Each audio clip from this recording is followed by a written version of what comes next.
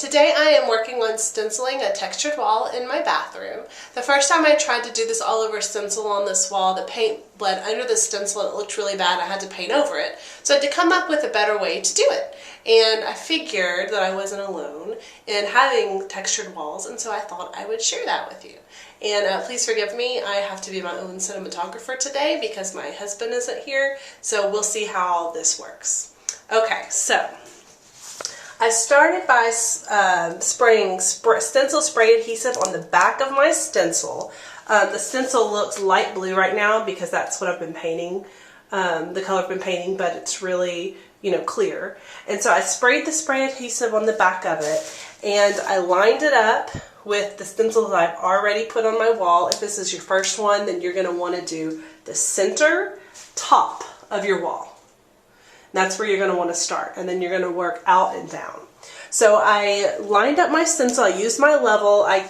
These Royal Design Studios stencils have really good registration marks. I don't know if you can see those little dots right there, but that's how you can tell that your stencil is nice and lined up. So I stuck it on the wall with some of my blue painter's tape. I love the Edge Lock for delicate surfaces, which is what I've been using since these are freshly painted walls. I don't want to rip the paint off. And I'm going to go through and make sure that my stencil is stuck really well.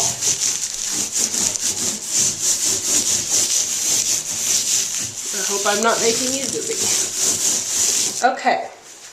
Then I'm going to take my mini paint roller. This is a 3/8 nap roller instead of a foam roller, because you're going to want one that's going to be able to get into the texture. And if you use just a foam roller, you're probably not going to be able to do that. This is the secret. Okay, so I am going to dip my paint roller into my paint just like that. See how I just have a little bit of paint on there? Whoops, it keeps rolling. See? Okay, and then I'm going to roll it out, and I'm going to try to cover my entire roller with that paint. Let's see, I'll give it just a little bit more. And roll it out. And I want to roll it to get most of the paint off. I don't want it to be wet looking still or shiny looking.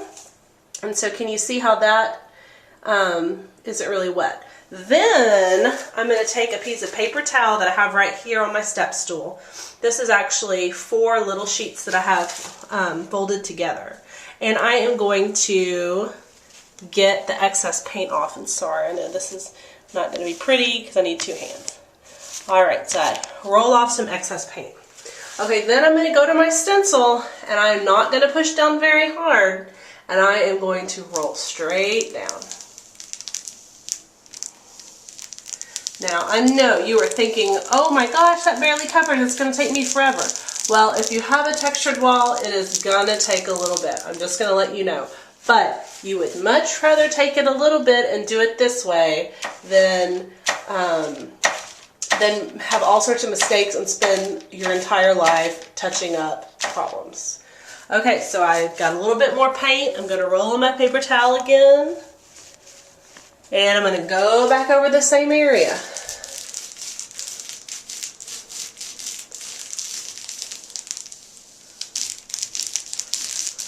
And I am going to just keep doing that over and over, using a little bit more paint each time, and eventually it's going to fill in. The other sections I've done took me probably about 5 passes, but they look really, really good. So it's totally worth the time, and it really doesn't take as long as it sounds like. Alright, I'll be back in a little bit to show you what it looks like after several more coats. Here's my stencil after about 2 or 3 coats. You can see there's still some places that the dark undercolor is coming through, so I'm going to give it one more pass.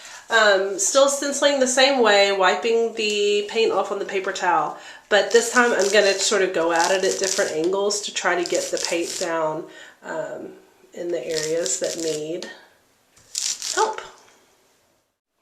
Now that I have the stencil covered pretty well, I'm going to go ahead and take it off the wall.